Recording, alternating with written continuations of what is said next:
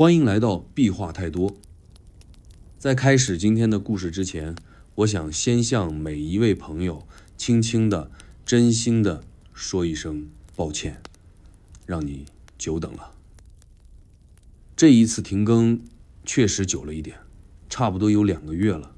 原因说起来也不复杂，但叠在一起就有点扛不住了。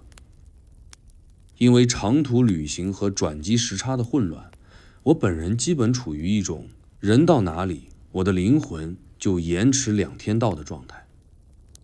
如果你有搭过那种红眼洲际航班，你会懂那种身体在飞机上，心在排队，灵魂散在机场咖啡厅的那种感觉。但真正让我慢下来的是家里的事，家中老人住院了，需要人陪，需要人照顾，很多事情不是你安排好就能交给别人，只能自己来。我看到留言区里有人催更，老师你去哪了？我都没有故事可以睡觉啦，快回来吧，我的助眠故事，等等等等。这些我全部都看到了。在又累又乱的旅途中，每一则催更的留言其实都让我觉得很温暖，同时也提醒着我，原来这个小小的频道真的有人在等我。关于独生子女照顾老人这件事儿，这段时间我也有很多感触，很多人也跟我一样，也是独生子女。平时呢，我们好像什么都能扛，工作、生活、情绪、责任，一层一层往身上叠。可一旦父母长辈出了问题，你会突然发现，你根本没有轮班的权利。你既是孩子，也是顶梁柱。你不能请假太久，也不能完全不休息。你不能情绪崩溃，因为没人替你冷静。很多时候不是不累，而是你知道这件事儿只能你自己来。这段时间我反而想了很多，如果一个人心里真的有一套安放自己的方式，那他一定不是在顺境里用的，而是在这种被现实挤压到角落的时候来用的。这段时间，一个名字常常浮现在我脑海，也正因为这样，我决定干脆就更一期他的故事，王阳明心学的黑暗面。我们太习惯听王阳明讲心即理，讲知行合一，讲此心光明，但如果王阳明不是活在明代，而是出生在今天这个时代呢？如果他也是独生子女，如果他一边要工作，要承担责任，一边面对父母同时住院，现实逼近，他还能不能心不乱？他会不会也有崩溃的时候？会不会也有怀疑自己的夜晚？会不会也曾在深夜问过一句，我讲的这些道理真的扛得住生活吗？这一期我不想把它讲成圣人，我更想讲一个在压力、挫败、流放、孤独中一步一步把心磨出来的人。所以今晚不是一堂励志课，也不是一碗鸡汤，而是一段关于当世界不讲理的时候，人还能不能守住自己的真实故事。如果你最近也有点累，如果你也在一边撑着生活，一边照顾别人，那今晚这段故事不一定能给你答案，但也许能陪你把这一夜走完。如果你愿意，也欢迎在留言区告诉我，你最近正在扛些什么，感觉怎么样？把你的爽与不爽一吐为快。真的非常感谢你愿意等我，没有退订，没有离开。我会用今天这支故事，以及接下来的每一部作品，好好的陪你放松，陪你入睡，陪你安稳的走过每一个夜晚。今晚我们要走进一个你听过无数次名字，却可能从没真正了解过的人物，他就是王阳明。他是明代的传奇，是知行合一的代表，是很多人常挂在嘴边的圣人。可在成为阳明先生之前，他也只是一个被父亲冷眼旁观、被体制碾压的少年。我们就先从这个少年说起，从他还叫王守仁的时候开始讲起。那个夜晚，杭州还没有西湖音乐喷泉，也没有龙井茶外卖到家的服务，但有一个少年正独自走在通往书院的小巷里，风吹起了他破旧的青衫。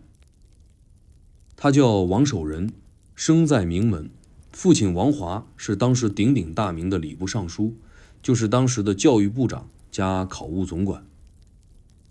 他从小就被你得争气这4个字压得透不过气，可偏偏他却不是那种循规蹈矩的孩子。别人背4书5经，他要问为什么；别人学圣人之道，他追问圣人到底有没有烦恼。老实讲，存天理，灭人欲，他心里想的却是人欲那么多，灭得完吗？你说他刁钻吧，他确实嘴硬心倔；你说他有想法吧，他也确实不肯人云亦云。他的问题多的能让老师秃头，让父亲头大。那时候他的老爸甚至觉得这个儿子根本不中用，没什么前途。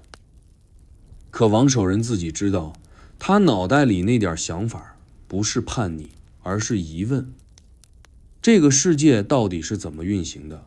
所谓的道理，为什么没人愿意讲清楚？读书的意义到底是什么？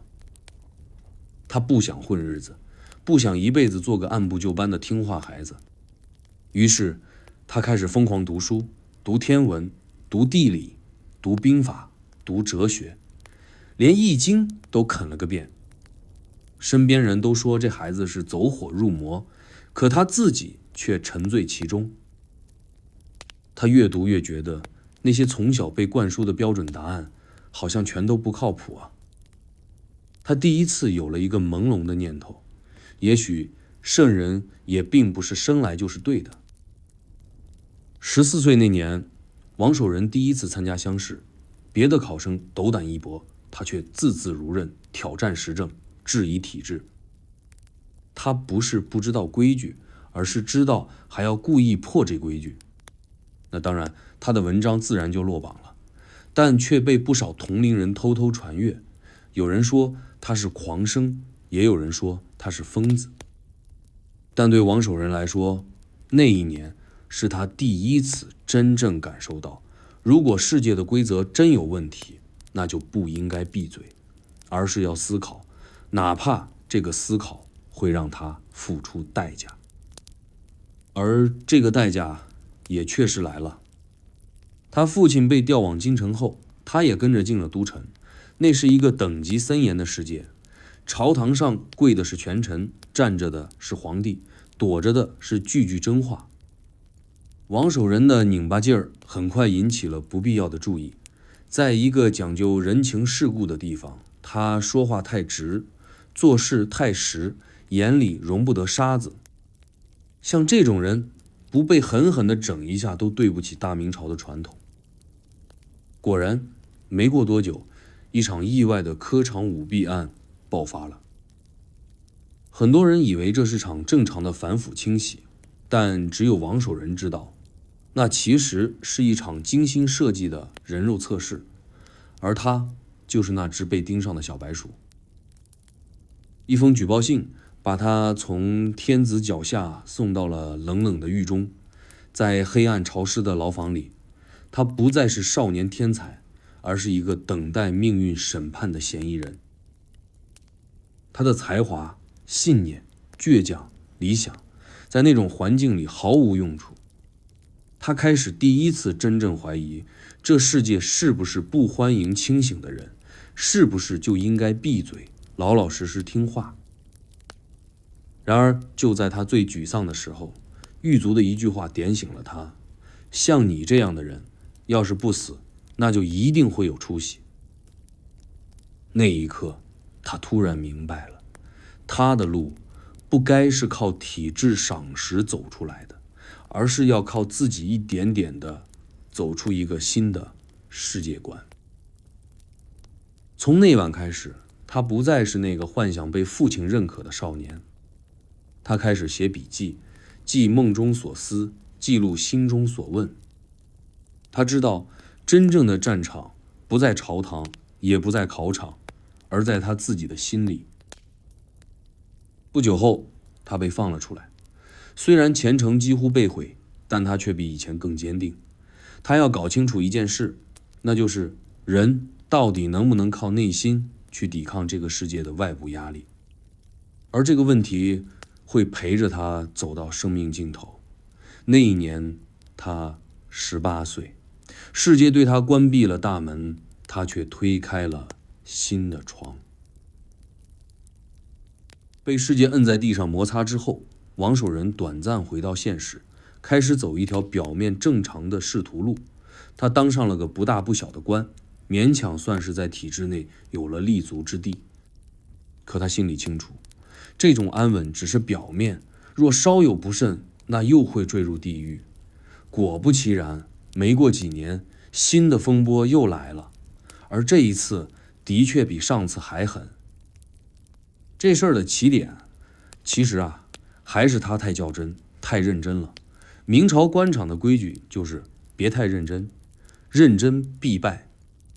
该装聋的装聋，该装哑的装哑。可王守仁偏不，他喜欢查，喜欢问，喜欢追到底，谁违法了，他都敢点出名来。这种人吧，怎么说呢？就像在聚会时给你当众拆台的那种人，让别人特别没面子。慢慢的，想整他的人呢，可就越来越多了。有一天，终于有人找到了借口，找到了时机。当时，他正好参与处理一起关于流寇的案件。本来这事儿早就被人摆平了，可他非要重新查，说之前的处理不合理。这下好了，那些被他揭开的旧账都变成了给他盖帽子的理由。接着一道圣旨下来，他被调职，实则是明升暗降，发配到了贵州龙场，就是今天的贵州省贵阳市修文县龙场镇。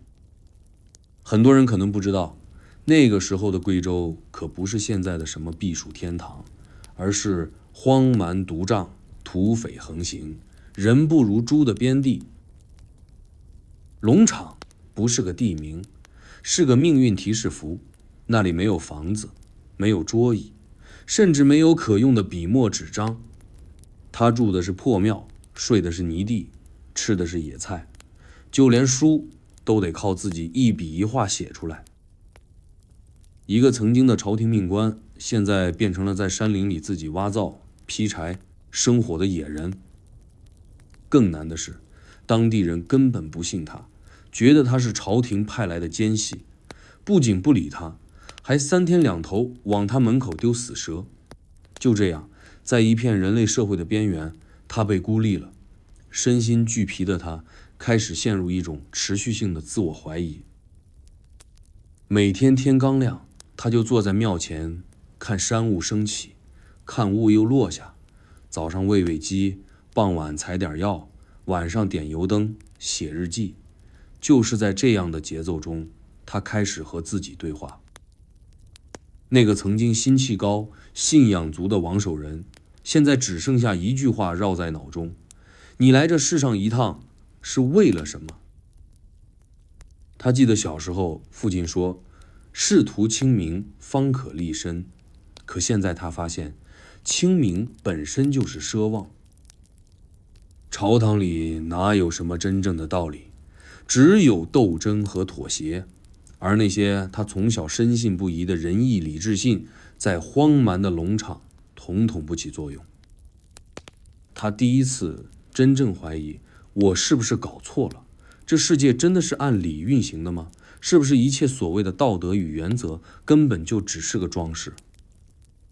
他开始夜里失眠，脑子里一直有个声音在回响：人之为人，是靠内心还是靠规则？就这样，他在精神层面经历了一场地震。这不是崩溃，而是瓦解。他把曾经信奉的一切都拆了个稀巴烂，连带自己也一起摔碎。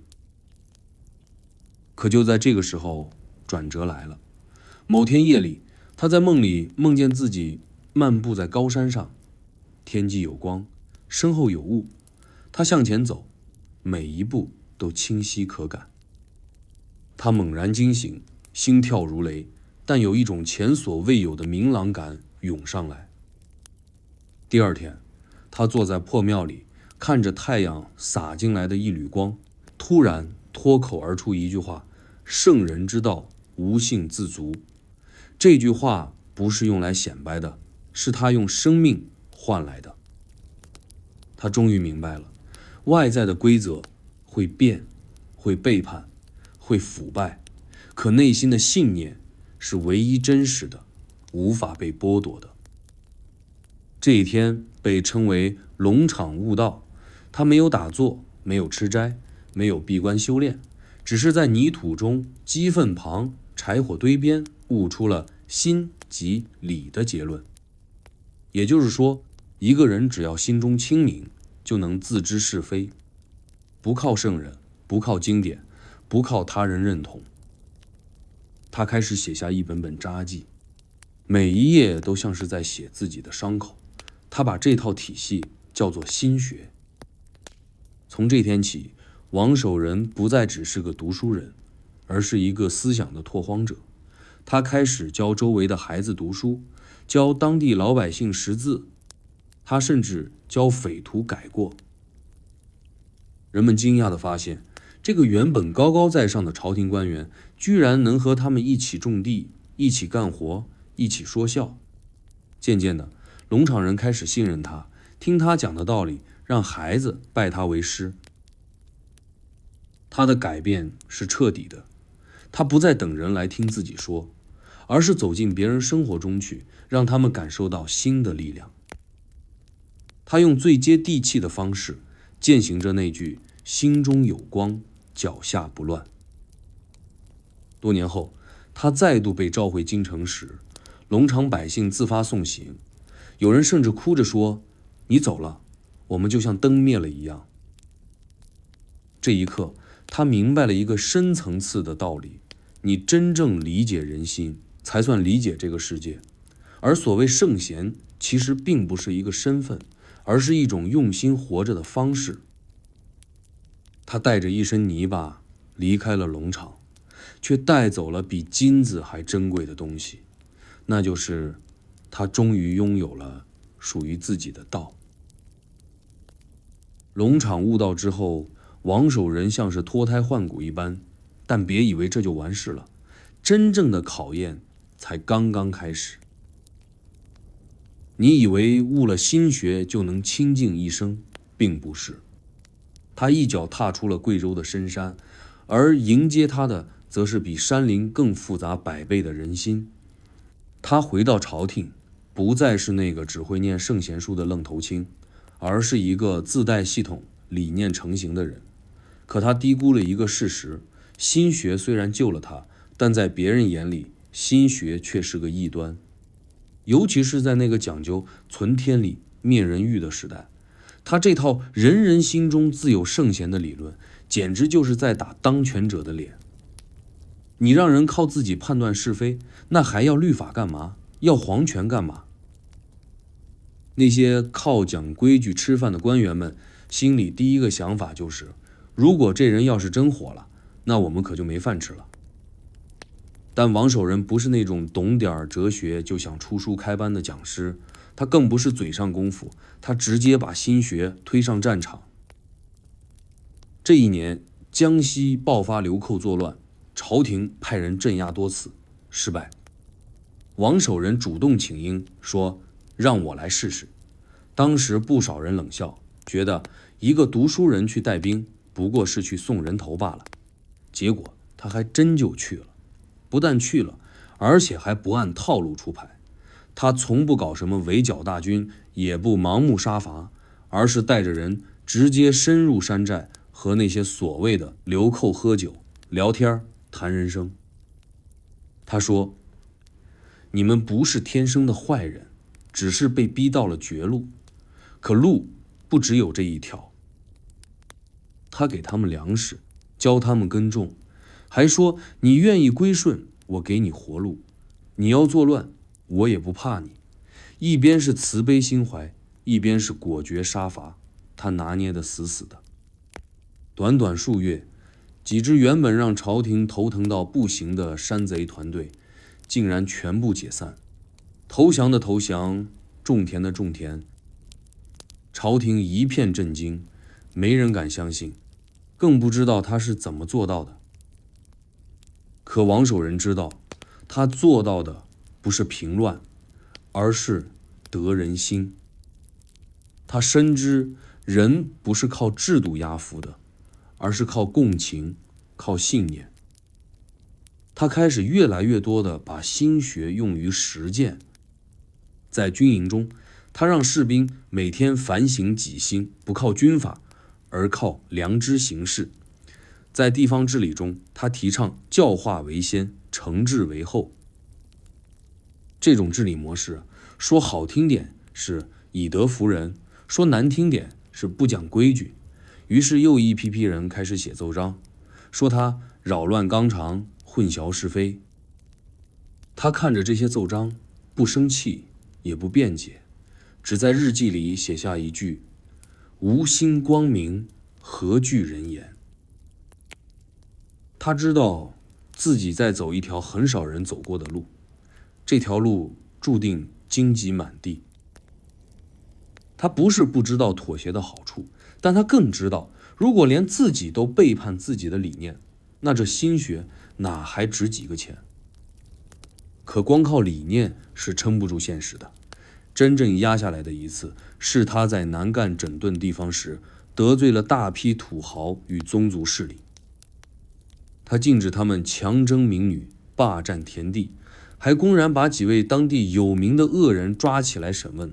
当时的百姓拍手叫好，但背地里无数双手在捏刀柄。终于，在一次夜间巡视回来的路上，他的轿子被袭击，一把火烧了他临时安置的文案库，几个手下当场伤亡。他死里逃生后，并没有选择撤退，而是立刻召集人马反攻。他说，既然已成众矢之的，那就做到底吧。他抓出几十个幕后主使，毫不手软，该杀的杀，该查的查。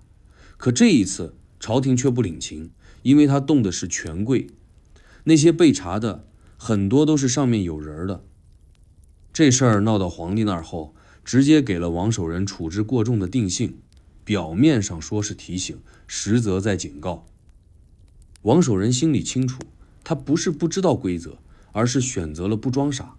他不想当一个靠会做人来升官的老油条，他宁可早死，也不愿晚节不保。就这样，他在朝廷的眼里成了又能干又不好控制的危险人物。他开始越来越被边缘化，很多决策不再征求他的意见。朋友劝他低调一点，他只说：若心不低头，身低又何妨？其实他内心也不是没有疲惫，那些年的马不停蹄，那些夜里的审问与失眠，那些白天的质疑与斥责，全都刻进了他的骨头。他不是没有动摇过，但每次动摇，他就默念：心中有尺，自在方寸之间。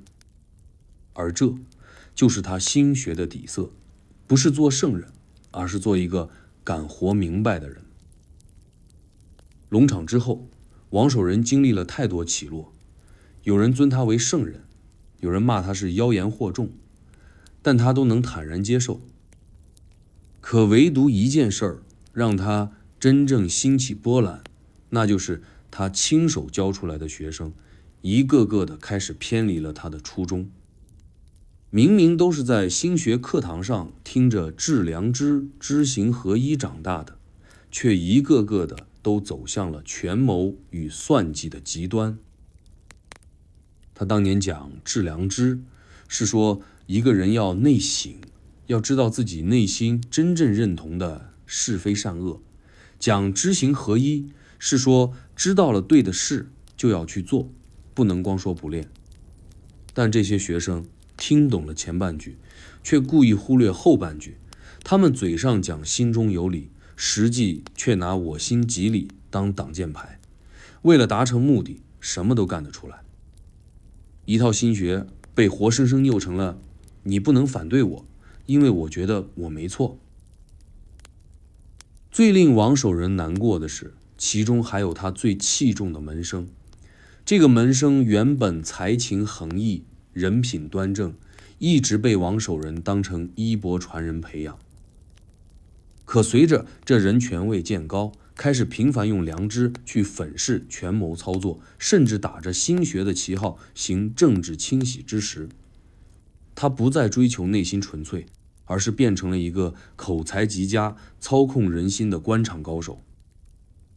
一次偶然，王守仁看到一封这位门生写给下属的书信，里面写着：君子之道贵在灵活，阳明之学非死理而活用之术。他看到这里，心头一震，接着是彻底的失望。他终于意识到，他以为传播的是信念，是自省，是对真理的追求，可到了别人手里，却变成了权力包装的工具。那天晚上，他坐在灯下，没有写字，没有思考，只是望着烛火发呆。他想起自己曾经在龙场那个破庙里，如何一点一点地写出心学笔记，想起那些在山间教书的时光，还有那些朴实的百姓，再想起如今在庙堂之上，竟然变成了尔虞我诈的工具。他从未觉得心这么乱过。更难受的是，他发现越是有人高举心学的大旗，越容易出现这种精神错位的现象。他原本以为只要把人要靠内心判断是非的理念传播出去，世界就能更清明，但现实却告诉他，人可以用自我认知包装一切，甚至是错误。而一旦人人都以我觉得对为标准，社会就会陷入混乱。这不是他要的，他反复问自己，我是不是错了？我是不是太天真了？可他不愿否定心学，因为他知道问题不是在心学，而是在人性。任何一套理论一旦脱离了对真实自己的警惕，就会变形。他开始反思，是否当初对弟子的培养太急，是否忽略了一个问题：知行合一不是写在嘴边的口号，而是刻进骨子里的自我要求。于是他不再鼓励学生急于传道，不再推举谁是心学代表，而是一次次在课堂上强调修心，修的是自己，不是拿来修别人的。这段时间，他的课堂比过去冷清了很多。那些想混名声、混官职的人，觉得这位老师变无趣了，但留下来的都是一些真正想明白人到底该怎么活的人。他开始变得更温和，更少说教，甚至不再强调阳明心学这个名号，而是用生活点滴去传递。他陪学生种田，带他们去看打铁的匠人，观察市井百态。有人问他，先生为何不讲大道理？他笑着说，礼仪在锅碗瓢盆中，在柴米油盐里，若连这都看不明白，读再多书也白搭。慢慢的，他开始接受一个事实，心学不是给这个世界一个答案，而是提醒人要保持一个提问的能力。也就是在这个阶段，他开始有意识地和官场保持距离，他回避所有可能被利用的名声，甚至在朝廷想要设阳明书院时，他坚决反对。他说，若圣贤之道变成牌匾，那这道就已经死了。这些话传出去后，有人说他清高，有人说他虚伪，有人则更直言，他是怕别人超过他，但他都不再争。他写信给老友，只说，我已不在乎谁来学，谁来传，谁来断章取义，我只问自己，此心未死否？他开始更频繁地写日记，每天记录自己是否违背了内心。每晚睡前问自己一句，今天我有没有为了怕麻烦而少说一句真话？这些日记从未打算出版，只是他和自己对话的一种工具。他越写越简练，甚至一页只写一行：今日心中有妄念。最终他不再用心学教人，而是以身作则，过一种知行合一的生活。他不再批判世界，也不试图说服谁。他明白了，有些东西无法灌输，只能启发；无法控制，只能示范。而这就是王守仁真正成为阳明的转折点。王守仁的思想越发沉稳，可现实并没有因为他的放下而停下来，风雨欲来，而且比以往更猛。这一回，朝廷给他的任务不再是教化百姓、治理地方，而是要他拿起兵器，去平一场真正的兵乱。江西宁王朱宸濠造反，兵锋直指南京。这不是普通的地方叛乱，而是皇室成员起兵，牵一发动全身。朝中无人愿接这个烫手山芋，所有人都在等着皇帝发落，谁去送命。王守仁站了出来，不等圣旨批准，他已经出发了。当时他不过是个布政使，既无兵权也无军饷，手底下连像样的兵都没有。他带的是一群刚从田里拉来的农夫，一群根本没上过战场的乡勇。他知道靠武力比不过宁王，只能靠人心。他不只是带兵，更是带理念。他每天开训话会，不讲兵法，只讲良知。他说，你不需要多聪明，只要明白这仗为什么要打。士兵们从最初的迷茫，到后来有人开始主动修兵器、练队形。他把心学直接用到了军中，每人配一本小册子，上面不是战术图，而是自省日志。每晚收队前，所有人写下今日有没有欺负百姓，有没有偷抢粮草，违者先自罚，再受军纪。他说，治军不是靠罚，而是靠让每个人都知道自己该做什么。朝中许多老臣知道消息后嗤之以鼻，觉得他太理想主义，但很快他们就笑不出来了。这支被视作杂牌军的队伍，一路打得宁王措手不及。王守仁没有打大仗，而是像绣花一样，一点点切断宁王的补给线，瓦解其地方支持。他先安抚百姓，再瓦解敌军，然后智取要地。整场战役不到2月，宁王被活捉，全局终结。皇帝震惊，朝堂震动。这种级别的兵变，居然被一个文官用打带教育的方式平了。王守仁不但没有滥杀无辜，战后百姓甚至为他立碑感谢。他没有烧村抢粮，反而修庙修桥。他把一场内战打成了心学的社会实践课。可胜利之后，他并没有得意，反而比以往更沉默。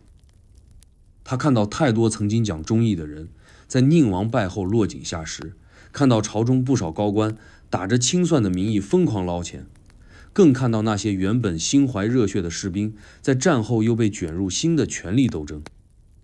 他一边处理善后，一边不断地问自己，知行合一是不是根本做不到？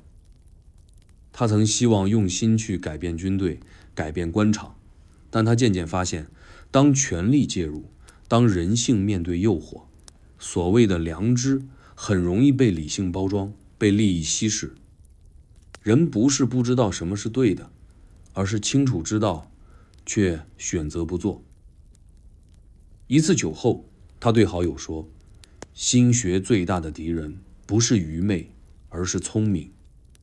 聪明人总能找到理由说服自己。他不再轻易谈理想，也不再高调宣讲致良知。他明白了，那些热血与光亮的理念，一旦走出纸面，就必须面对复杂的人性。每个字都要靠人去撑起，而不是让人拿它做遮羞布。更讽刺的是，他胜仗之后，皇帝原本要封他为公，但朝中很多权臣暗地里联名反对。他们怕这个有军功、有民心、有思想的王守仁会变成另一个宁王，于是封赏一再拖延，最终给了个不上不下的闲职，还借口让他休养，把他安置到了一个远离权力核心的地方。王守仁没说什么，收拾好行李走了。他知道这是体制给他的感谢方式，但他没有愤怒，反而觉得轻松。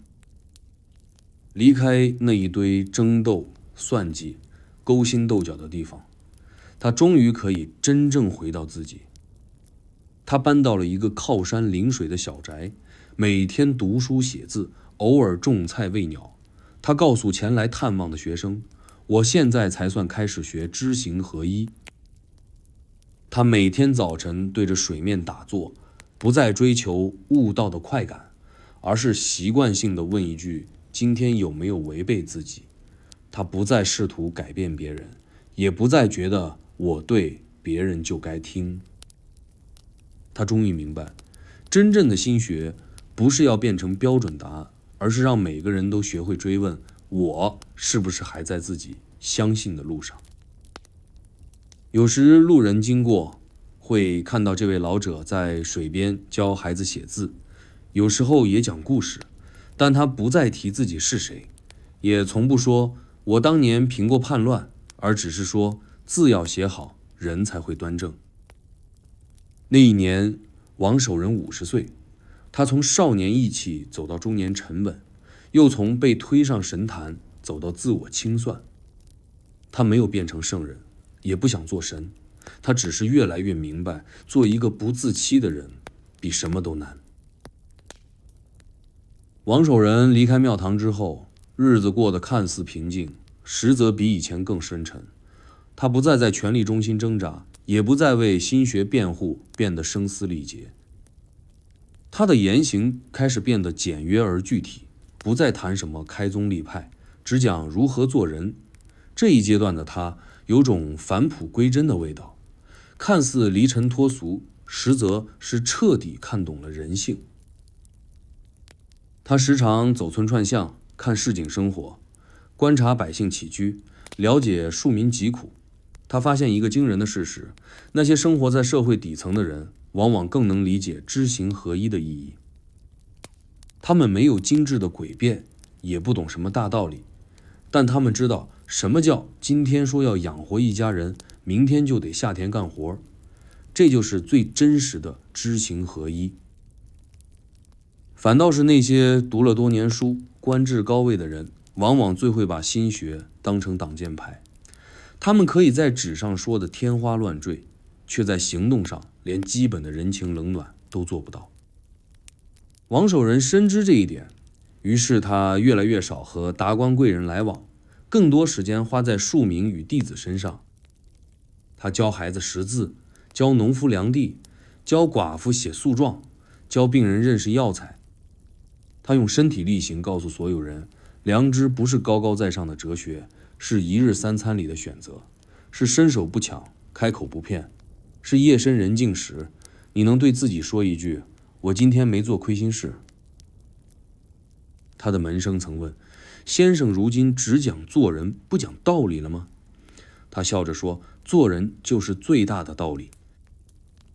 有一年春天，他路过一个县城，遇到一个小吏在欺压民众，他不怒，也不直接干预，而是让身边弟子画下一幅画。画里那个小吏身上背着一口心字大锅，锅下冒烟，锅里煮自己。这幅画贴在县衙门口，3天之后，那人主动辞职走了。王守仁从不说这是心学的胜利，他甚至不再提心学2字。他知道，越是想让人接受，就越要放下那2个字的权威光环。他不再传道，而是让生活说话。他每天写字、读书、种菜、修桥，带小孩放风筝。有人说他疯了，有人说他已经出世，但他知道这才是真正的入世。某个夏夜，他独自坐在庭前听虫鸣，望星空。他写下一句话：万事万物皆是修心之所。他终于明白，人生不是一场说服别人的战斗，而是一次持续与自己和解的过程。他不用再在庙堂上辩论是非，也不需要靠大胜仗来证明理念。他现在的每一步路，每一个选择，都是在走知行合一。不过这世道终究不会放一个人彻底清静太久。不久后，浙江再次爆发地方兵乱，皇帝亲自下旨，点名让王守仁出山平叛。他明白，这是自己最后一次背上行囊，也是命运交给他的最后一份答卷。他没有推辞，没等调兵备马，依旧带着最简单的队伍、最少的军备就出发了。临行前，几个老学生来送行，他们劝他说：“先生如今已年过半百，何必再趟浑水？”他看着他们说：“不趟浑水，怎么知道水底有没有淤泥？”到了前线，他面对的是一个又一个自称为百姓的地方豪强。他不靠镇压，而是逐村逐户的谈，劝降的劝降，安抚的安抚。他再一次用行动证明，兵权可以带来胜利，但只有人心才能带来安定。他把平乱变成了劝心的过程。他走到哪儿，哪儿就安静；他离开哪儿，哪儿就怀念他。但胜利之后，他并未急着回京述职，而是在一座小山村停了下来。他说：“这一路看下来，我想静静。”他在那村里住了3个月，教小孩识字，陪老人下棋，写信给远方的弟子。他在信里写道：“真正的力量不是打赢别人，而是让别人不愿与你为敌。”他越来越少说圣贤，越来越多讲普通人。他说：“若人人都能不自欺，这世间已是乐土。”那年冬天，他在村头种下一棵柳树，对孩子们说：“将来你们长大了，还能在这树下乘凉。”没人知道这是否是一种告别，甚至连他自己都未必清楚。但他知道，他这一生走得很远，也走得很深。从一个想靠科举改变世界的少年，到一个在农场泥墙边悟道的流放官员，再到手握兵权却不杀一人的将帅。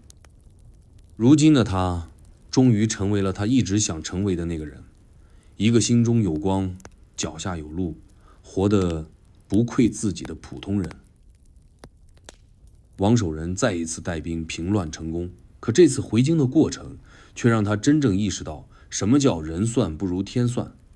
他原本打算低调回京复命，却在途中突然高烧不退。那时他已57岁，一路风尘仆仆，身体早就被连年征战、操劳过度掏空了。这一病让他走上了人生的最后一段旅程。他被安置在南赣一座小驿站中，身边只有几个弟子和随从。朝廷还不知道他病重，前线也没人传信，他就这样悄无声息地卧床，面对着那个从未真正输过的敌人，就是命运。他知道自己可能熬不过去了，却一点也不慌。他的病榻边没有喧嚣，没有眼泪，只有他自己在和自己对话。弟子们焦急地守着，劝他服药休息，而他只是轻声说：“世间诸药，怎敌内心一念？”不是不怕死，而是怕在生命终点还带着未完成的执念。可偏偏在病中，他收到了一个消息，让他心绪难平。原来在他离开后，有人借他的名义，在各地开设阳明学馆，高举致良知旗号，聚众讲学，甚至收取重金，搞成了类似私塾、政治团练的形式。这些人不是误解他，而是直接将他的理念商品化、工具化，拿良知做交易，把心学当护身符。他听后久久沉默，原本已十分虚弱的他，眼神竟突然锐利起来。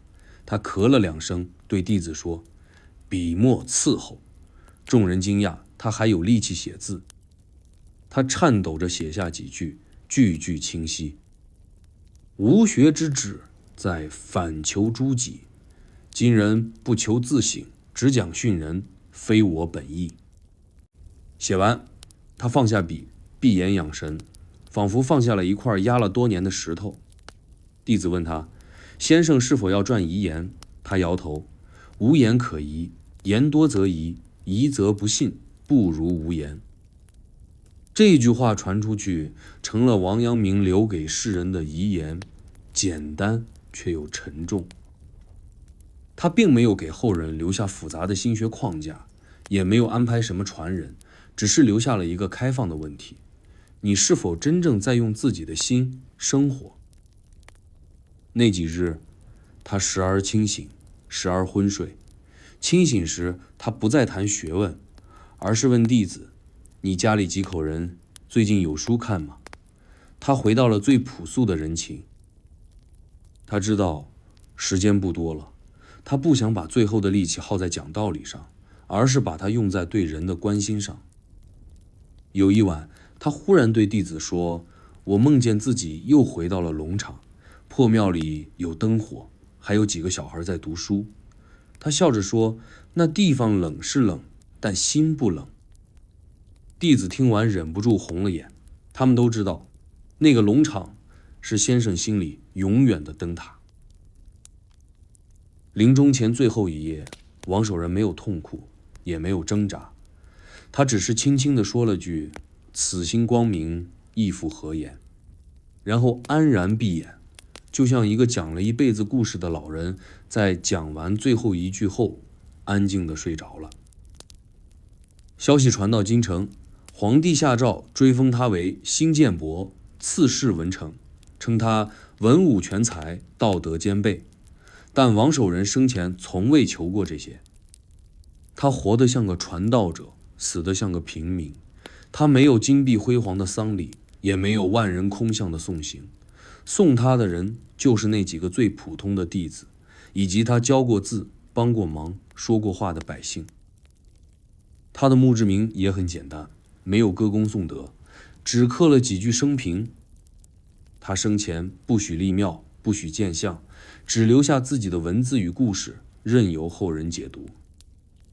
可这恰恰让他比任何道学先生都走得更远。他的心学没有死，反而因为他没有圈起来，才让他自由地在民间流动。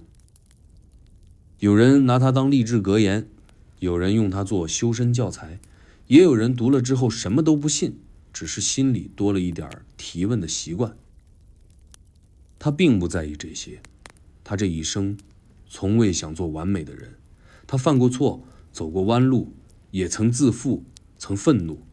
他不是神，而是一个用尽全力去活出自我的人。他的光并不是耀眼的，而是那种在夜里看到会觉得安心的微光。他走了，没有一丝闭关式的仪式感，反而像是刚刚走出一间教室，说了句：“下节课由你们自己来上。”王守仁去世后，他的心学并没有随着肉身的消散而沉寂，反而如同水中泛起的涟漪，一圈圈往更远的地方扩散。问题是，这些扩散出来的波纹，有些温润人心，有些却刮伤了皮肤。他生前没留下官方教材，没设认证门徒，也没列出什么10条核心价值，所以心学到了不同的人手里，就像是一张被剪成各种形状的地图，怎么看都像是能走得通，但走到一半却容易撞墙。最先用起心学的是他那批弟子，他们中有官员，有学者，有地方士绅。有人真的继承了先生的风骨，勤政爱民，不讲浮华，也有人把良知当成免死金牌，凡事先说一句我自省过，然后继续干脏活。王守仁生前担心的道被工具化。没错，他担心的事终究还是发生了。一个典型的案例是他一个曾经颇为得意的弟子，在调任地方后大搞良知官风改革。他让下属每天写心灵日志，每天晨会念阳明语录，每月评比良知积分，谁得分高谁升官快。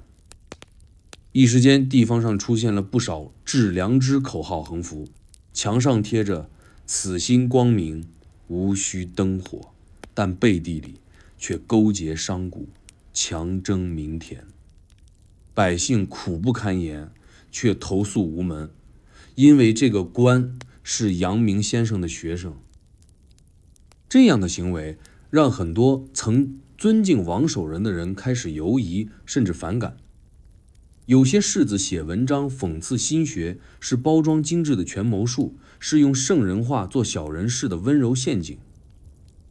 心学的名声在几年之间急转直下，从世人的新希望变成空心的装腔哲学。但也不是所有人都用偏了它，有那么一些不出名的小学教师、乡村秀才，依然默默传承着王守仁最初的本意，不是讲给别人听的心学，而是活给自己看的致良知。他们不搞大讲堂，也不出学术论文，只是每天在晨曦中打开书本，对着孩子说：今天我们先读一读自己的心。他们在穷乡僻壤修一块地，搭一间塾，和孩子一起种菜、做饭、念书、识字。他们讲知行合一，不是为了塑造模范生，而是让孩子知道什么是说到做到。他们不拿圣人之道吓人，只说你做错没关系，关键是你心里知不知道错。也正是这些人保住了心学的火苗，让它没被彻底吹灭。他们的故事没有被史书记录，也没被朝廷封赏，可正是这份无名的坚持，让阳明心学活成了一种人生态度，而不是政治标签。与此同时，在更高的学术圈里，一场围绕心学是否有害的争论正在展开。有理学大佬提出，阳明之学过于自我，缺乏规范，易生乱。他们提出必须建立一套更严谨、更安全的官方道德逻辑，不能再让每个人都以我心即理行事。这类声音得到不少支持，于是心学被悄悄边缘化，变成了可以谈但别太真的思想。朝廷对心学的态度也越来越微妙，表面上还在宣传王守仁的功绩，立碑建祠，但实质上对提倡心学的官员越来越谨慎，甚至有人因此仕途受阻。心学的传播渠道从庙堂转向民间，从主流变为私下，从被吹捧到被限制，不过区区数十年。可就在这种夹缝中，一批新的心学受众悄然出现，他们不是读书人，也不是官员，而是商人。心学中最核心的一点是自省、自律、良知决定行为，而这套东西被一些做生意的人拿来当作公司管理的基石。友商帮开始要求员工每日自查，老板们不再强调服从，而是教导大家对得起自己的承诺。他们办义学、修水渠、订合同、讲诚信，有的商号甚至立下祖训：不欺一人，不忘一诺，日日自省。有人笑他们矫情，但这些商人却靠有良知的名声打响了品牌。很多百姓宁愿买贵一点，也不愿意去那家带引号的不坑人的铺子。而这一切正是王守仁当年在山林中苦思出的那句致良知的辩题。没人规定这些人怎么做，是他们选择了那样做。这成了心学在政治庙堂之外的重生。他从官场抽身，走入市井，从论战退场，回归生活。他没有因为被曲解而死，也没有因为被冷落而凋零，反而在被边缘化的过程中找到了新的归属感。这一阶段的心学不再追求改变天下，而是在告诉每一个人，你有没有在过一个你认同的人生。没有标准答案，也不需要标准答案。而这或许才是王守仁生前始终想表达的意思。大道至简，万法归心，不是靠别人教会你怎么活，而是你能不能对得起自己的这颗心。王守仁一生讲知行合一，可到了他晚年才真正体会到这4个字的代价，不是说起来多震撼人心，而是做到时有多难、多痛、多容易放弃。他不是没有动摇过，在那些长夜独坐、旁人沉睡的时刻，他也曾反问自己，这一生到底值不值得？是不是太辛苦了点？是不是太拧巴了点？他曾写过一句话：知之真切，笃实处，即是行；行之明觉，经察处，即是知。听起来绕，其实意思很简单。你真知道的东西，一定会去做；你真做下去的事情，才会慢慢知道它的道理。这话说出来很美，做起来却很残酷。因为知简单，而行太难，而把知和行搅在一起，不是一场舒适的修行，而是一场持续不断的自我拆解和重建。他曾有个学生，天资聪颖，辩才无碍，是有名的心学宣传大使。但有一天，这个学生被查出在任上贪污受贿，还以良知之名迫害异己。王守仁得知后，并没有第一时间责备，而是派人去探监，让他自己写一封信，讲讲自己为什么会走到今天这一步。几天后，学生写来一封长信，里面没有一句辩解，只有一句话：我知道那是错的，可我当时说服了自己那是对的。王守仁看完后没有发怒，只是在日记上写下7个字：人最难的是诚实。这句话后来成为他自我反省最常写的句子之一。他开始明白，致良知不等于我自信，我觉得我没错。他的真正意思是你敢不敢照见自己心里最真实的那部分，哪怕那部分让你尴尬、羞耻、痛苦，甚至颠覆你对自己的认知。他不是不知道人性复杂，不是不知道每个人都有自我保护的本能，但他仍然坚持。行的过程就是不断穿越这些自我设限的舒适区。而行最难的不是做大事，而是做日常的反复的小事。他说，人常知不善，不可为，而日为之；常知善，不可不为，而日舍之。意思是，我们每天都知道什么该做，什么不该做，但真正去做的少之又少。说到底，不是因为不知道，而是因为懒、不敢、怕麻烦。有一次，他到地方督察，看见一个县令治理有方，百姓满意。他私下问：你是如何做到的？那人说：我每日起床3事必问，今日是否欺心，是否为私，是否懒惰。王守仁听后赞叹不已，说：你比许多谈心学的先生更懂心学。从此他更少讲课，而是更多的观察人怎么活。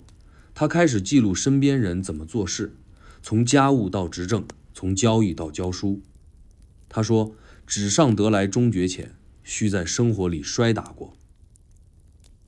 他晚年还有个习惯，每天黄昏前都会独自绕屋外小道走几圈，边走边念一句话：行不由人，知不由言。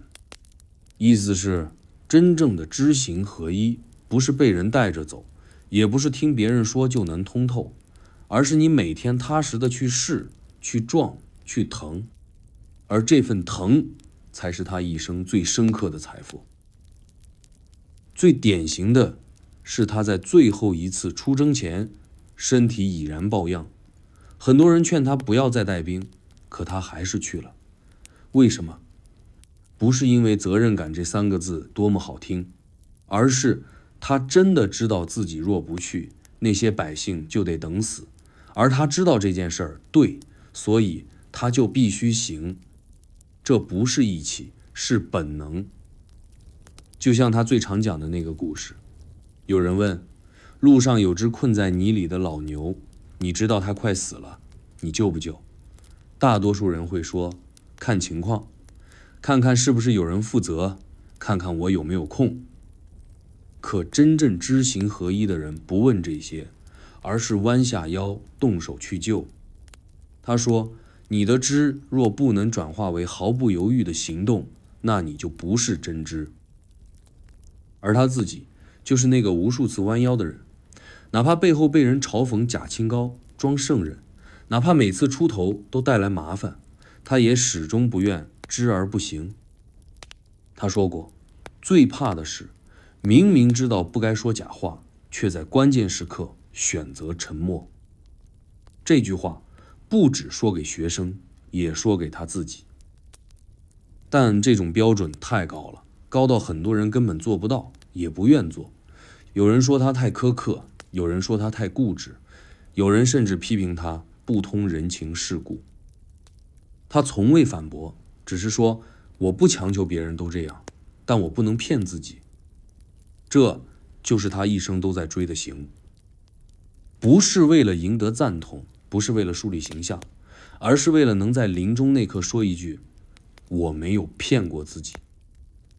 也许这就是他心学真正的核心，不是一套理论，不是哲学体系，而是一个人一生都不放弃努力活的真实的执念。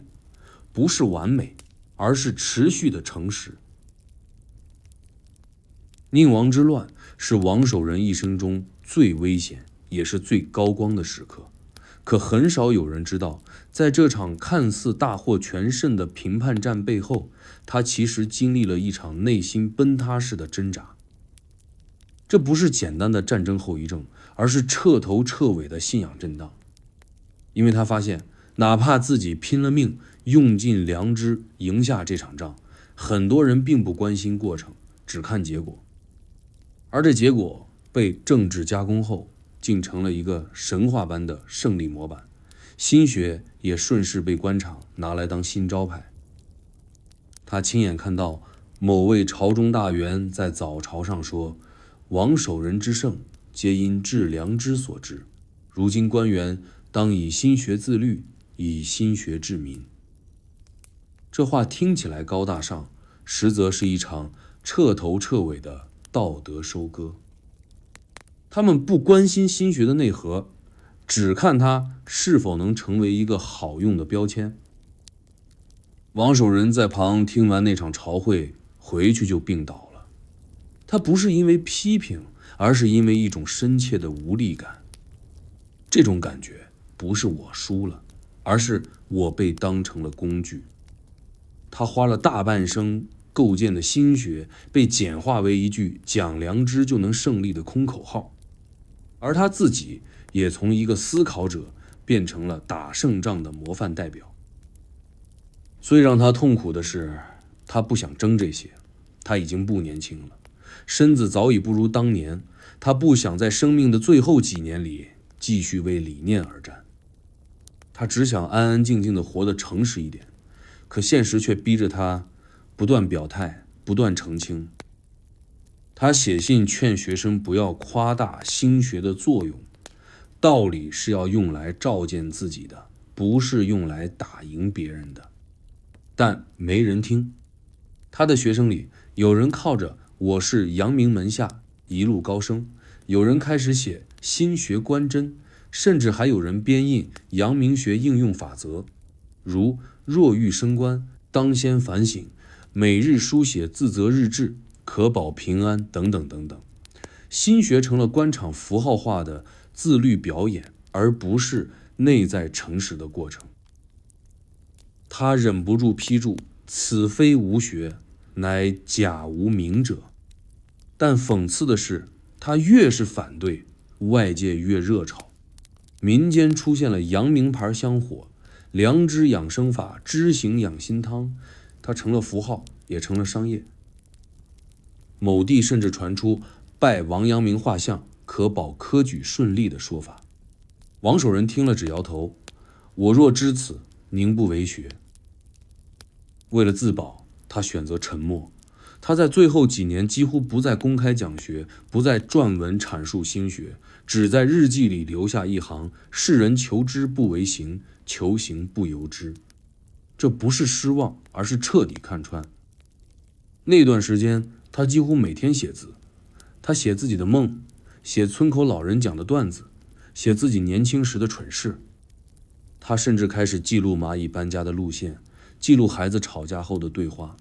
他越来越少谈天理大道，越来越多讲人情生活。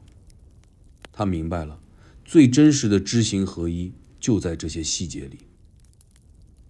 一次，弟子问他：“先生，您如今为何不再讲心学大道？”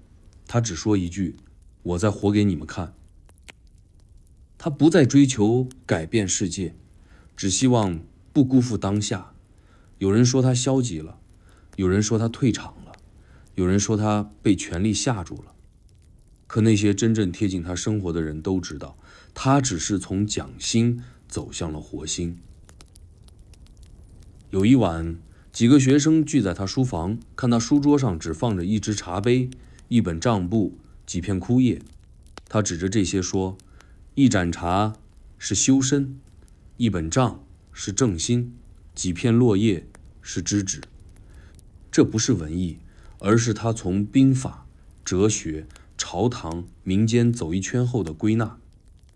他说：“大道不在庙堂，不在纸上，在人心里。在你每天醒来睁开眼的那一刻，是骗自己还是面对自己？而这一点才是真正能穿越岁月的胜利。”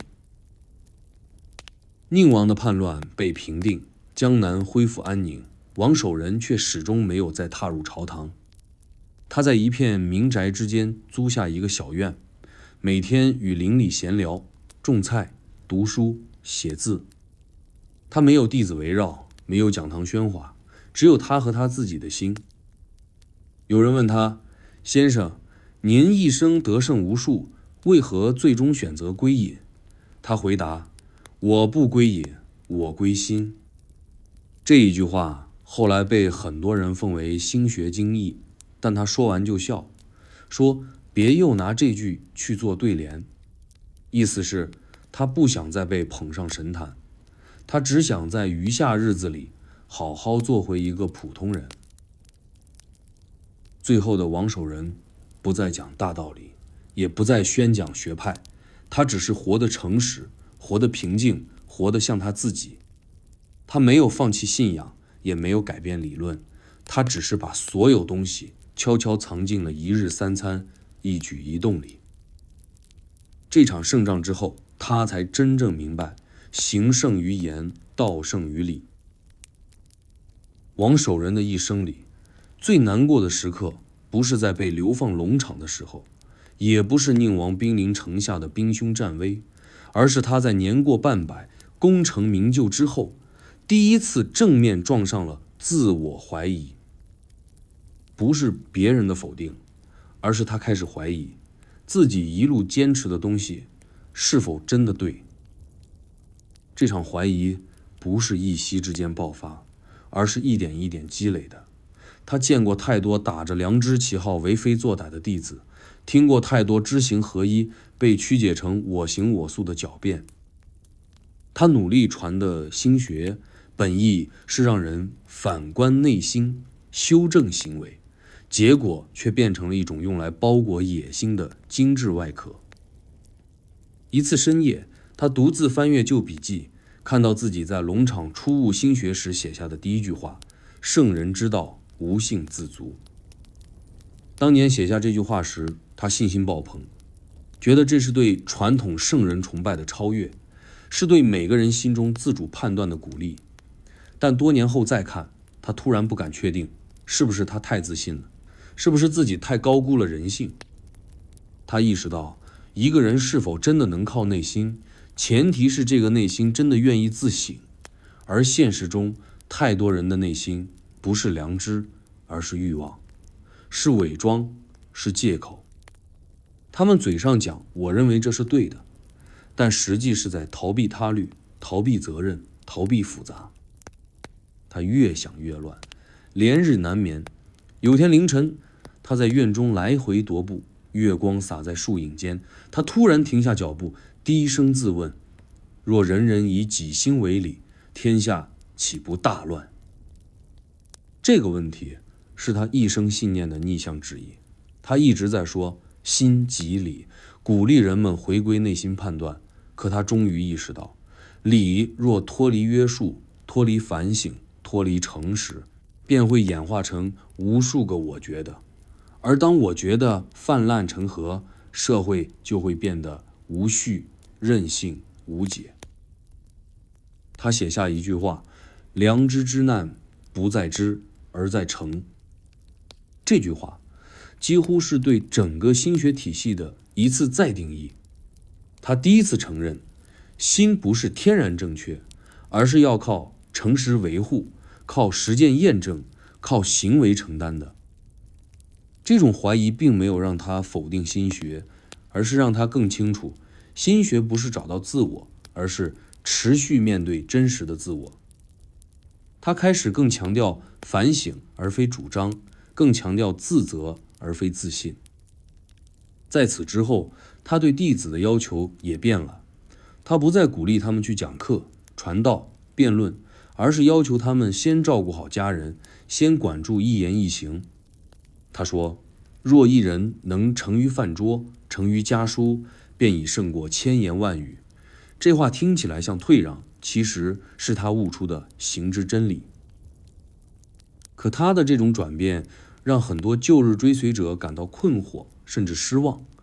有学生私下议论，先生是否变得软弱了？是不是不敢再讲大道了？有人甚至直接写信质问先生，为何不再提振理想？他没有回复，只在日记中写道：道理若需喧哗维持，其实已失。他明白了，道理最强的时候，不在喊口号的时候，而是在沉默里还愿意坚持的时候。他也不再强调教，而是默默做。邻里有孩子没钱读书，他自掏腰包；有鳏寡孤独，他带人去修屋补墙；哪家饭菜做咸了，他也只是笑笑，不说话。有人问他：先生不怕理想就这样被埋了吗？他说：理想若怕埋，就不是理想。最打动人的是他对失败的态度。一个年轻弟子因为一次考试落榜，情绪崩溃，说：是不是我根本没有治良知的能力？王守仁看着他说：治良知不是为了成功，是为了不后悔。这句话让那个弟子哭了一晚上。他越来越少说成功，而是反复讲是否尽力。他说：心学若成工具，必被滥用；若成负担，必被抛弃。唯有当它变成你的一口气、一顿饭、一句实话时，才算活了。他的学生中，有人开始明白了，有人选择离开，但他不挽留，也不怨恨。他知道每个人要走多远，走多深，不靠教，而靠壮。他写道：人生非为传道，而为守己。看似退后，实则抵达。这一阶段的他，不再追求理论完善，不再期盼世人皆醒，他只问一句：此心今日是否安宁？这一问不为他人，也不为世道，只为那一生都在燃烧、不曾熄灭的初心。王守仁这一生最深的叹息，不是对敌人，而是对那些曾被他一手教出来的学生。当他发现自己曾无比信任的门人，竟成了自己理念的反面样板，那种震动不只是伤心，而是如坍塌般的沉默。他没说话，但那晚他独自一人坐在屋里，一直到天亮，眼前放着当年亲手题字的致良知匾额，灯光在匾面上打出一道裂纹。有那么一段时间，他有点失语，弟子来请教，他只是点头，沉默，写字，再点头。有学生察觉到他的疲倦，私下议论先生是不是心凉了，但没有人敢当面问。直到有一天，他突然对几个老学生说：你们可知教人的风险是什么？众人一时不敢答。他放下手中茶盏，说：不是教错，而是被教者带着偏心去用。这句话说得平静，却像是刮过骨头的刀。他不是没料到这种风险，只是没想到会发生的这么快，这么深。这些学生表面在传心学，实际上在用知行合一包装自己的野心。他们懂得怎么用自省当挡箭牌，懂得怎么以我心不愧为逻辑堵住别人的反驳。他们从未真正知，却行得极其利落。其中一个学生曾在他病重时跪守3日，一副忠心耿耿的模样，但转头上任后就开始用良知作为政令依据，清洗异己，打击政敌，甚至搞出官员内省笔录制度，强迫属下每天交思想汇报。百姓一度以为圣人在世，直到有人举报其暗地里贪污受贿，逼人认错。案发后，此人第一反应不是认罪，而是写信求王守仁为其证明初心未改。王守仁收到那封信后，一整晚没睡。他翻遍旧日讲学札记，往来书信，试图找出自己到底在哪一步教偏了。可他发现根本不是教法出了问题，而是有些人从一开始就没想认真学。他们不是想修心，而是想修饰。他们想从心学里提取安全感、权力感、合理性，而不是承担那份日日拷问自己的痛。第二天一早，王守仁回信，只有一句话：学我者死，似我者生。这句后来被传得很广的话，当时却让弟子们错愕。他不是在骂学生，而是在叹那些模仿我的语言、复制我的形式的人最容易迷失，而那些看懂了我的痛、理解了我的挣扎的人，才算真的走上这条路。心学从来不是向阳光走，而是向阴影深处挖。更沉重的是，他开始意识到，许多所谓失败的学生，本质上不过是世界的缩影。他们没有更坏，只是更典型。他反问自己，我是不是把人皆可为尧舜这句话说得太轻巧？是不是太高估了人人自省的能力？是不是太天真？这种怀疑让他开始重新审视自己当年的立论。他不再说人人有良知，而是说人人或有良知，但不是人人愿面对。他开始强调诚与勇，甚至把面对真实自己设为判断是否入门的前提。他告诉弟子，不必崇拜我，我走的这条路只适合愿意受苦的人。他晚年收弟子变得极为严格，不是考你学问，而是问你3件事：你有没有在最不被关注的时候还坚持说真话？你有没有在被诱惑时停下脚步？你有没有哪怕一次对着镜子问过自己，你对你自己满意吗？那些答不出的人，他直接婉拒，甚至有朝中大员想拜他为师，他只回一句：你心不在你身上，何必来我门下？他也不再主动布道，只在家门口贴一小纸条：入者需自省3日，再来问道。不少人以为这是故作高深，其实不过是他怕再教出一个把心学当手段的人。最令人唏嘘的是，他开始烧掉早年间的部分讲义。他说，这些文字是我一时热血所写，怕被有心人断章取义，不如化为灰。这不是否定，而是一种手拙的方式。他把精华藏进沉默，把答案留在行动中。他教学生不再记口诀，而是记录每日一句：今日的我真实吗？一位最老的学生终于明白，先生从不求我们成为第2个阳明，而是希望我们不成为下一个借道之人。他感慨地说，先生教我们不是让我们站在他身后喊口号，而是站在自己面前不说谎。王守仁在这个阶段不再讲学，而是守心。他说，若此生只教得一人真正诚实，我也算没白活。他知道自己走的路注定孤独，可他也知道孤独比偏离重要。这一刻，他不再是那个开宗立派的思想家，而是一个拿着扫帚日复一日打扫门前台阶的老人。他在等一个真正想知行合一的人，不是模仿者，不是崇拜者，而是一个敢于面对自己的人。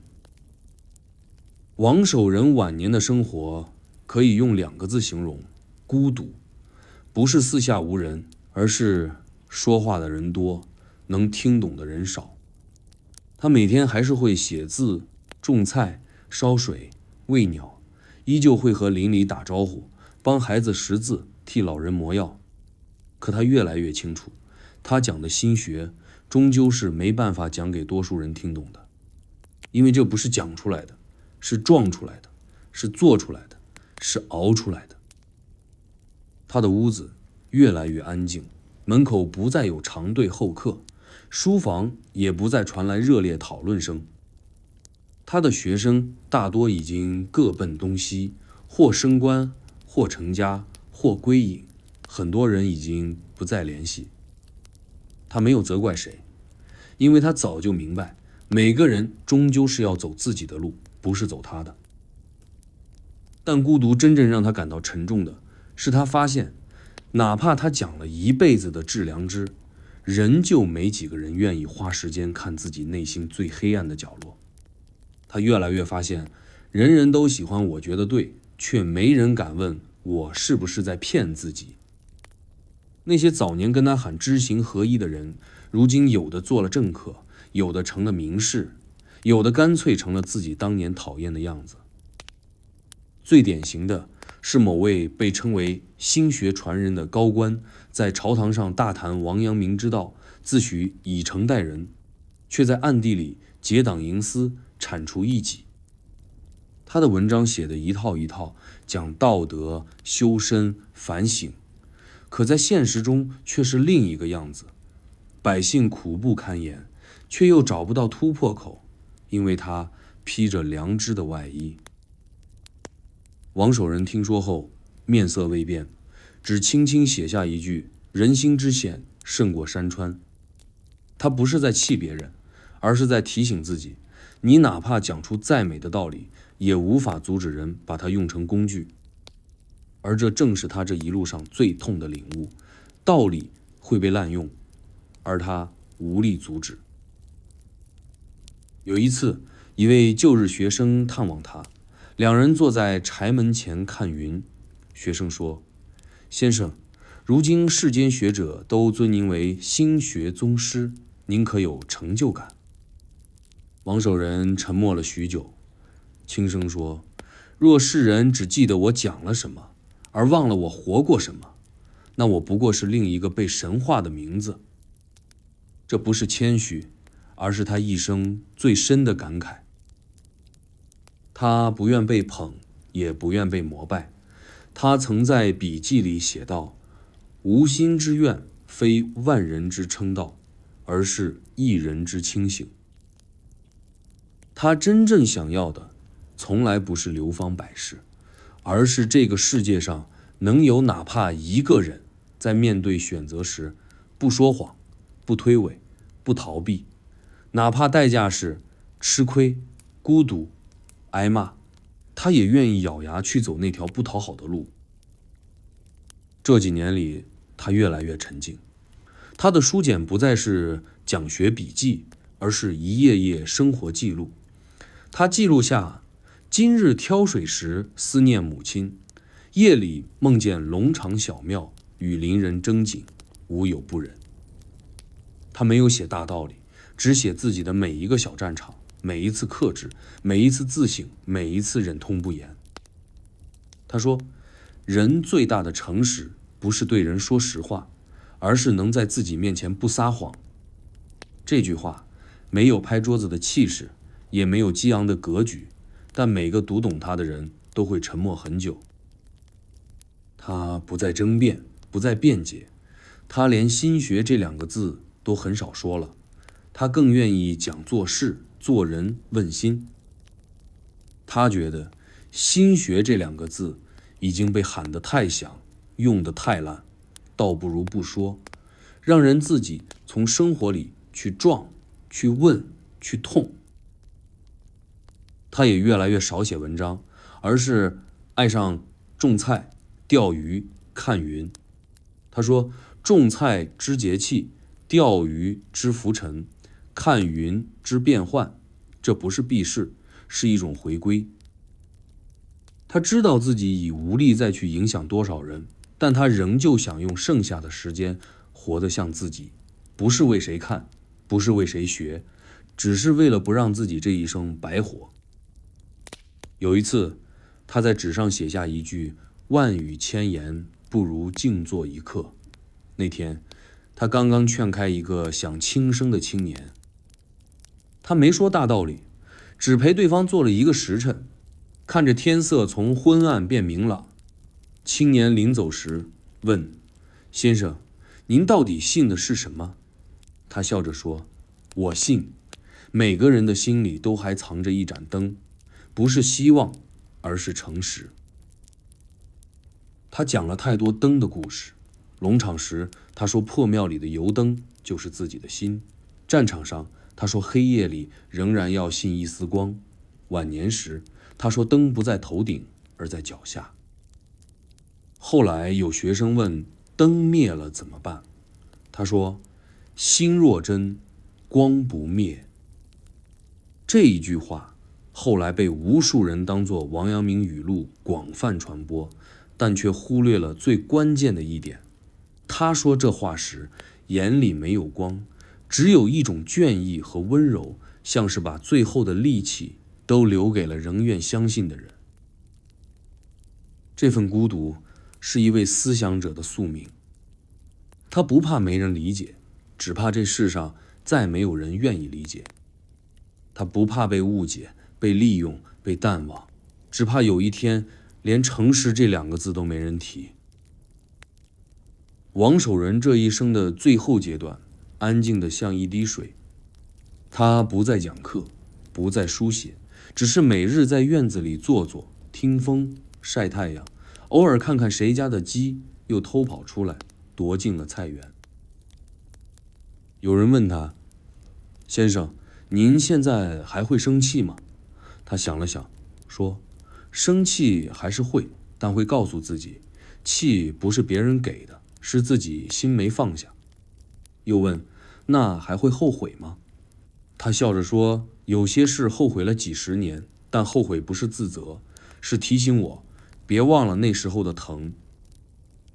这就是他的后期哲学，不高喊，不指教，不辩解，只是用最朴素的词讲透最深的道理。他说，道理讲多了容易空，活出来才算数。这时候他最常做的事是写字，不是文章，而是一句一句短句，像是写给自己看的留言。他会写，今日风暖，邻人来借言，也会写，夜梦父亲未语。有时这些句子只写一行，纸上空落落的，却比千言万语更厚重。他写的最多的一句是，此心未死。他几乎每周都会写一遍，不是为了提醒别人他还坚守，而是提醒自己还没放弃。他知道自己老了，眼看着一个又一个弟子远去，信徒离散，甚至心学本身也正在被官方版本替代，被社会功利吞没。但他不愿，只问自己，你今天有没有骗自己？这一阶段他最怕的不是衰老，而是变得麻木。他曾说，知行合一不只是做事合道，更是心口一致。而晚年最常出现的不一致，就是表面平静，心里却想逃避，所以他才每天自问：你有没有逃避？有没有推诿？有没有敷衍？哪怕只是对一顿饭、一句寒暄。有一次，他病重卧床，连水都要人喂。他咳了一整夜，脸色蜡黄。学生想安慰他，说：先生，您教我们那么多，现在该歇歇了。他睁开眼，声音低到几乎听不见：我若以教人为安慰，便是假了。这句说完，学生落泪。他明白，先生连临终都不愿靠成就逃避真实。也是这时，他开始整理自己的遗物。他没有金银财宝，也没有所谓的心学秘籍，有的只是几十本手写笔记，一箱旧信，一包裁纸刀，还有几块从农场捡回来的石头。他把这些一个一个交代下去，说该烧的烧，该给的给，不必留名。弟子问他：先生不留碑，不立传，后人如何记您？他只淡淡回一句：记得住的不靠我安排，记不住的也由他去。最终他的病一天天加重，手已经不能写字，说话也断断续续。有一天深夜，他突然让人把他搀扶起来，坐到屋前。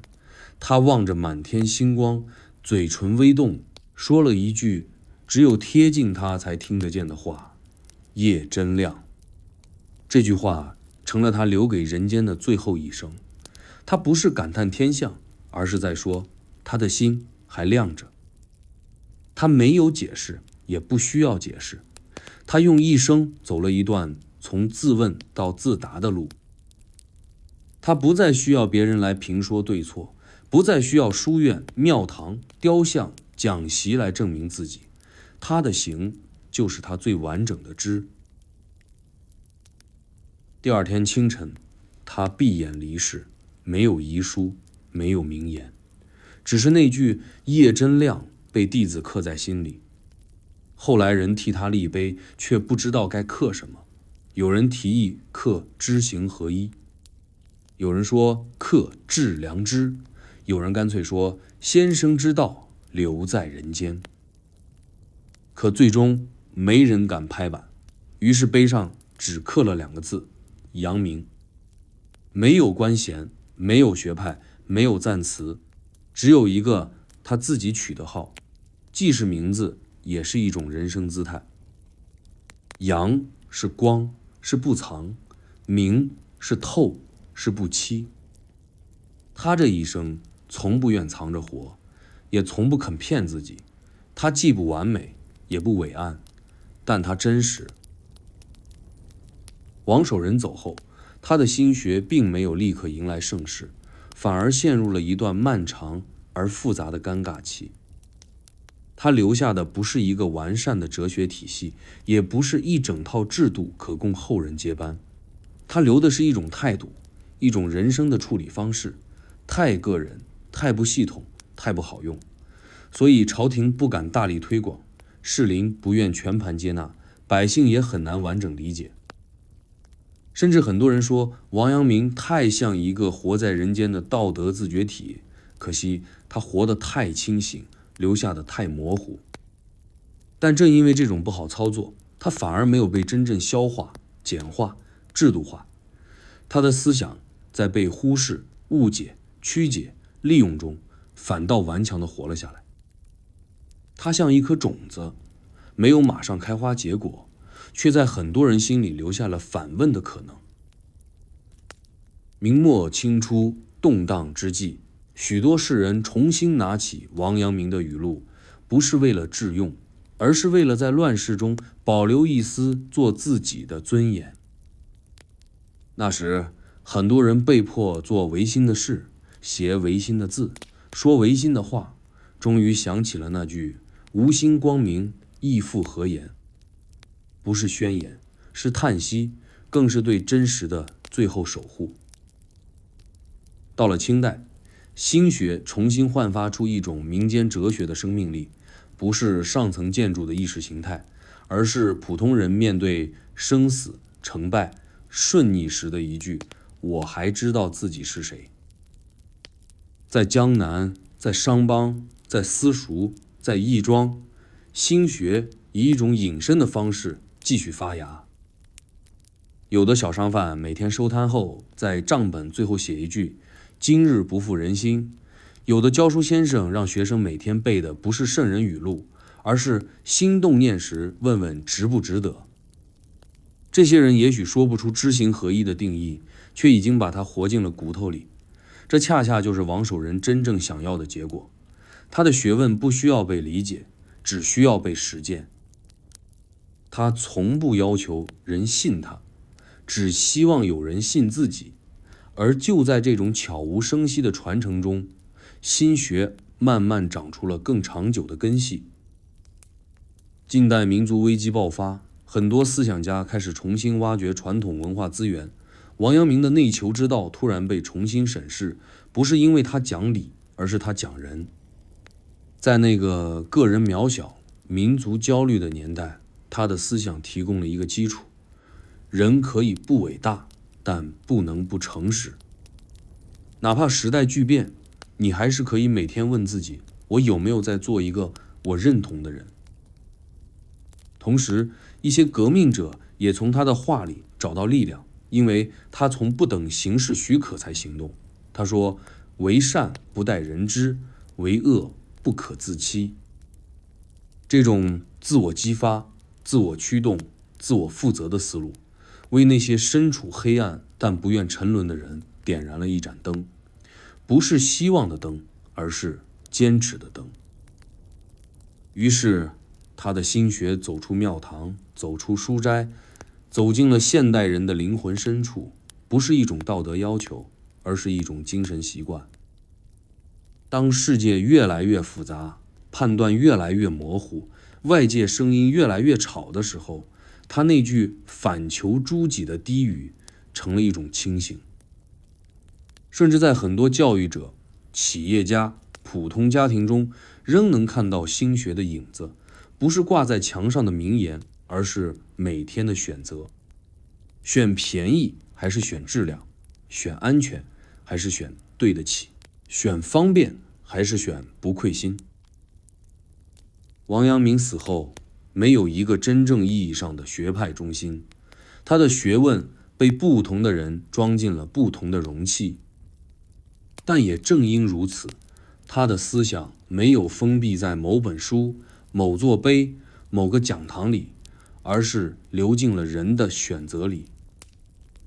它可以被误解、被遗忘、被曲解，但只要有人仍然会在夜深人静时追问自己，我到底想成为怎样的人，那他的心学就还活着。如果说他留下了什么黑暗面，那也许就是他的学问太依赖人性本身。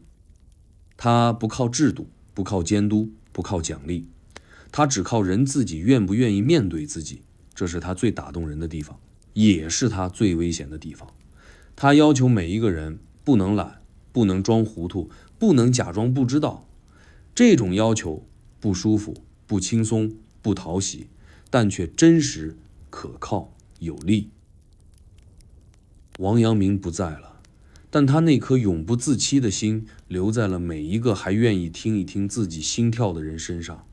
他不再教你如何成圣成贤，只教你每天照照镜子，问一句你是谁。这不是一种哲学，而是一种活法。而你愿不愿意试着这样活一回，那是你的事。夜深了，故事说完了，窗外的风也慢下来了。你也许还在回味王阳明的一生，也许已经闭上眼，听着时间从身边缓缓划过。这个夜晚不需要你做出任何判断，不需要你去思考大道理，你只需要安静地躺着，让这段故事在心里流淌。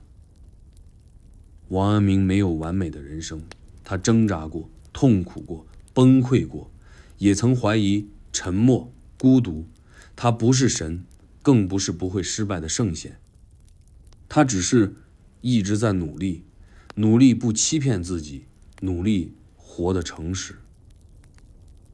也许我们都无法像他那样坚定彻底，但如果你在某一天、某个瞬间，能因为他的故事，愿意多问自己一句：你心里那个最真的声音还在吗？那就够了。